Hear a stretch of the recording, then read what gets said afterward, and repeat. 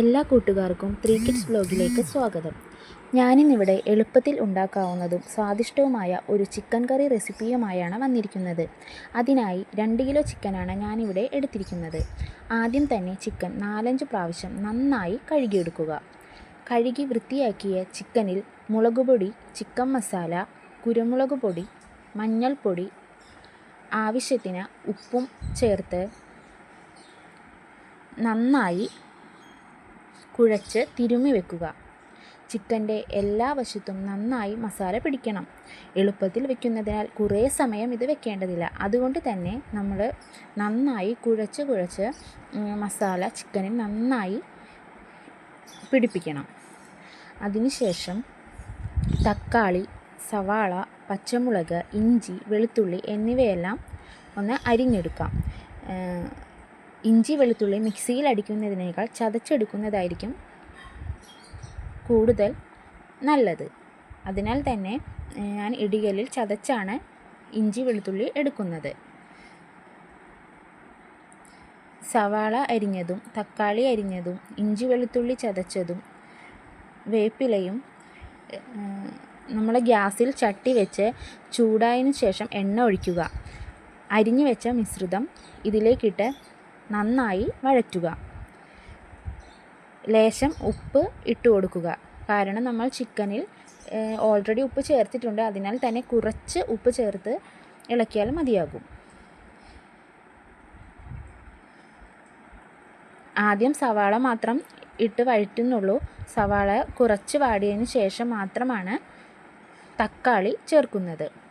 പിന്നെ തക്കാളിയും കൂടി ചേർത്ത് നന്നായി വഴറ്റുക.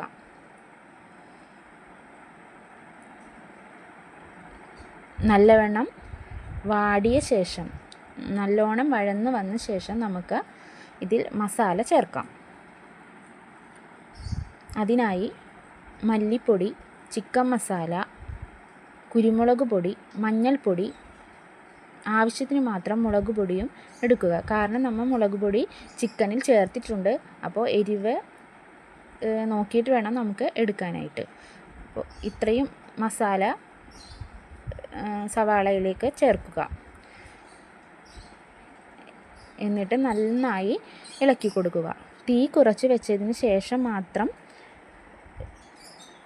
വഴറ്റി കൊടുക്കുക. അല്ലെങ്കിൽ അത് കരിഞ്ഞു പോകാൻ ഇടയുണ്ട്. അതിനുശേഷം നമുക്ക് പുരട്ടി വെച്ച ചിക്കൻ ഇതിലേക്ക് ചേർക്കാവുന്നതാണ്.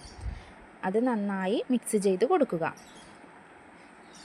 ഇത് വെള്ളം ചേർക്കാതെ വേവിച്ചെടുക്കണമെങ്കിൽ അങ്ങനെ എടുക്കാം. ഇവിടെ ഞങ്ങൾക്ക് ചാറ് കറിയാണ് ഇഷ്ടം. അതുകൊണ്ട് തന്നെ ഞാൻ അല്പം ചൂടുവെള്ളം ചേർത്ത് കൊടുക്കുന്നുണ്ട്. ആവശ്യമുണ്ടെങ്കിൽ വെള്ളം ചേർക്കാം. എന്നിട്ട് മൂടി വെച്ച് നന്നായി വേവിക്കുക. ഒരു 10 മിനിറ്റിന് ശേഷം തുറന്ന് നമ്മൾക്ക് പെരിഞ്ജീരകം പൊടിച്ചത്, കുരുമുളക് പൊടി എന്നിവ ഒന്ന് ചേർക്കാം. ചേർത്തതിന് ശേഷം വീണ്ടും അടച്ച് വേവിക്കുക. കുറച്ച് നേരവും കൂടി കഴിഞ്ഞ് നമ്മുടെ ചിക്കൻ കറി ഇവിടെ റെഡിയായിട്ടുണ്ട്. നല്ല മണമൊക്കെ വരുന്നുണ്ട്. ഇതിന് ശേഷം നമുക്ക് ഒരു തണ്ട് വേപ്പിലയും കൂടി ഇട്ട് കൊടുക്കാം.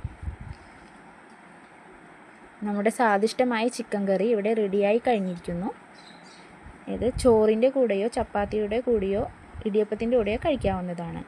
നിങ്ങൾക്ക് ഈ വീഡിയോ ഇഷ്ടമായാൽ ലൈക്ക് ചെയ്യാനും ഷെയർ ചെയ്യാനും മറക്കല്ലേ.